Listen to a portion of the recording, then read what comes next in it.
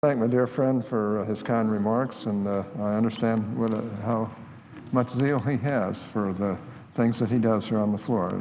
He's a fine man, and I really appreciate him.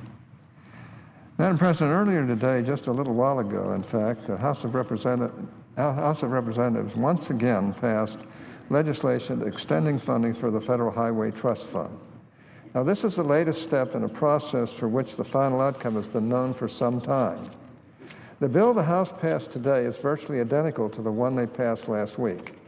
It's basically the very same bill. Earlier this week, the Senate passed its own version of the highway bill and sent it back to the House. Of course, we did so knowing full well that the House would not accept the Senate bill. I don't think there was ever any real doubt in this chamber as to what was going to happen, but in my view, it's good that the Senate acted. I was particularly pleased to see that the version of the highway bill reported by the Senate Finance Committee received such strong bipartisan support when it came up for a vote. Senator Wyden and I worked hard on that bill. The effort was bipartisan from the outset, and in the end, we produced a product that both parties could support. Of course, I was a little less pleased that the Senate on the very next vote opted to strike the Finance Committee's language and replace it with what is, in my view, a less viable vehicle for funding the Highway Trust Fund. But in the end, that's the direction a majority of senators decided to go, and I, of course, accepted it and proud of everybody who participated. Like I said, it's good that the Senate acted, but now the House has acted again. I think it was good that the Senate had some amendments for a change, and I think we all felt good about that. I saw a renewed spirit in the Senate because of that, since we've been a year without having real amendments in a real process. Of course, there were only 4 of them, but that still was, compared to what we've had over the last year, it sure was an amazing thing. But now the House has acted again, and though there are likely a number of senators who do not like the House bill, there doesn't appear to be enough time for the Senate to try once again to go in a different direction. As we all know, we are on the verge of a crisis with regard to funding for the Highway Trust Fund. Congress needs to act immediately to prevent a shortfall in the trust fund and to ensure that the states can continue to plan and implement their highway projects.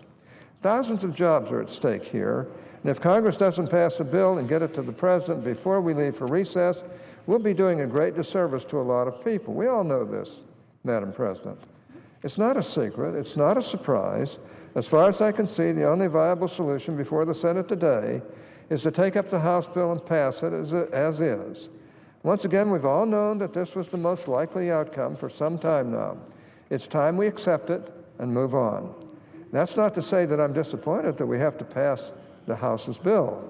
As I've said a number of times, if you compare the House's bill with the one reported by the Senate Finance Committee, which once again received broad bipartisan support when it was voted on in the Senate earlier this week, you'll see that the bills are not all that far apart in terms of policy. The core funding mechanisms are the same. The principal difference is that the Senate bill raises some revenue through some tax compliance provisions that are not in the House bill. And the House bill goes a little further on pension smoothing than the Finance Committee bill does. And this has brought heartburn to a number of us who are in both bodies. These are not fundamental differences, Madam President. Any senator that supported the Finance Committee's bill should be able to support the House bill, which is a good thing because, like I said, we don't have many other options if we want to get this done before the recess. I plan to support the House-passed highway bill. I urge all of my colleagues here in the Senate to do the same. Finally, Madam President, I want to take a moment to address a major setback we've encountered with regard to the temporary highway extension that passed in the Senate earlier this week. As we learned yesterday, the Senate-passed bill has a shortfall of about $2.4 billion due to a drafting error. Some have suggested that this error originated in the Finance Committee's version of the legislation. However, anyone who takes the time to compare our language with that of the subsequently passed substitute amendment will find that this is not the case.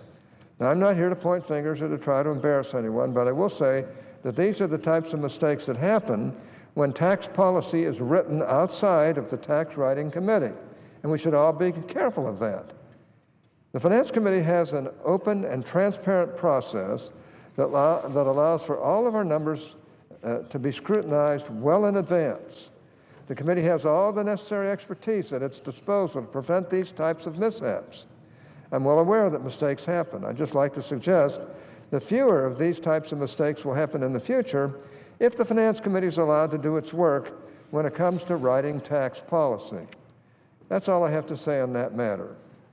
Once again, Madam President, we're at a critical juncture here. We need to get a temporary highway bill over the finish line. As far as I can see, the only way to do that is for us to take up and pass the House's bill. As I stated earlier, this shouldn't be a difficult lift. I think we can get this done in short order.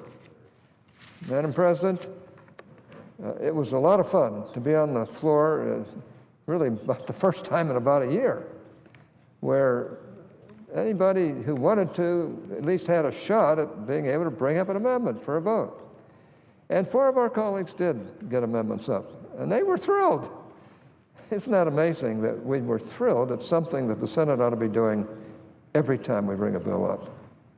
And we can get both sides together on a limited number of amendments, but we shouldn't have either side demanding to approve or disapprove the amendments in advance. And that's something that's happening all too often in the United States Senate, the way it's being run today. So, look, I love all my colleagues. I love my friends on the other side. There's no use kidding about it. I care for everybody in this body, and I've cared for everybody I've served with. Now, I admit occasionally there's somebody who I care a little less than most of the others, but the fact is that this is a great body. And we've had some really great people here on both sides of the aisle over the 38 years that I've been in the United States Senate. But let's allow our committees to work. Let's allow our individual senators to work too. Let's understand that we don't all come from the same state or the same jurisdiction, that each of us has a desire to represent his or her jurisdiction in the best possible manner. And frankly, let's get this Senate back where it's the greatest deliberative body in the world, rather than just something that's run for the benefit of the majority. I don't want it run for the benefit of the minority either. I think we can get together, just as we did on this bill, and we can do much better around here than we've been doing. And I just hope that as we go into the future, that everybody in this body will want to work better together and quit playing the politics on everything like is going on right now. We understand this is a political body, and we understand that there are going to be some politics played from time to time. It's kind of fun sometimes, but not on everything, and not when it prevents really what the Senate is all about, and that is wide open debate, wide open amendments, and certainly a bipartisan way of working together, if we will. I have particularly enjoyed working with Senator Wyden. He has really made a distinguished effort to try to make things as bipartisan as he can. That's hard to do around here anymore in both the House and the Senate. The House is supposed to be a body that fights over everything, I guess, because it's a majoritarian body. But even then, the House has had many, many Democrat amendments up that they could have stopped.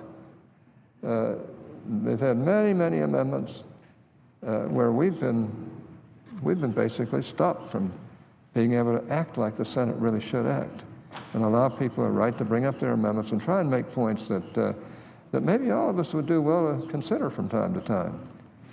I'm grateful that I'm a member of this body. I'm grateful for the people I've served with all these years on both sides of the floor. In all my time here, there are only 2 people I thought had no redeeming value. I shouldn't have said that, I guess, but there were 2 that I felt really didn't have the Senate at heart and really didn't do what I thought they should do. All the rest I've really, really loved and appreciated very, very much. And I appreciate the leadership on both sides, but I just hope we can get past all this bickering and start running the Senate like it always has been.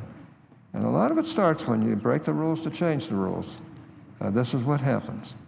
And it was a real mistake on the part of the majority to do that.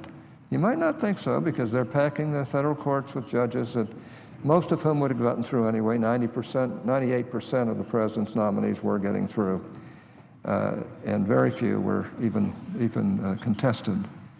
But the fact of the matter is that some have gotten through now who should never have gotten through to the federal bench. And it's because of breaking the rules to change the rules. And that's not right if either side does that. But it's been done now. Let's overcome it, and let's start becoming the most deliberative body in the world today. I think we can do it. Madam President, I yield the floor and suggest the answer to the forum.